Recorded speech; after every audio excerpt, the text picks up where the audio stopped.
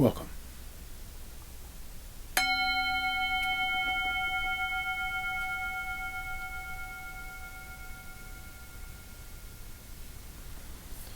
Welcome to Touching the Edge. My name is Drake, and I'm so happy to be with you here today. Every time we get together, I love it. And yet there are times that are peak for me, like the culmination of a 40-day practice, but also the beginning of one. And right now we're at the beginning of a new 40-day practice, and we're framing this particular 40-day practice in the framing of when knowledge becomes power. And I just want to talk to you about that. I want to ask you about how do you come to know something? When do you know it?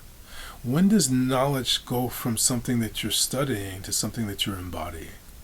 I'm interested in the whole point of taking that study, that reading of books, and applying it in a way that ends up being part of our essence, part of our very bearing, our way of being.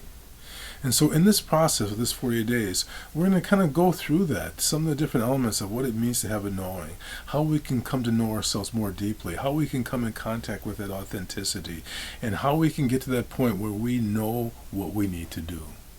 When we know what we need to do, not by thinking about it, but by feeling into it. So let us be in contact with you in this 40-day practice. Let's be in contact with the conversation. How do you know when it's right? When does knowledge become power? And when it does become power, how does that change the way that you live? I'm going to ring the bell. I'm going to ask you to listen carefully. Here we go.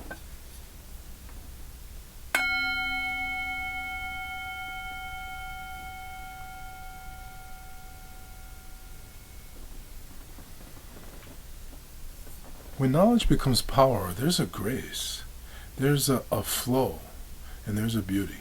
Thank you so much for joining. Thank you for being part of this connection, this community, a matrix that lifts us all. Namaste, my friend.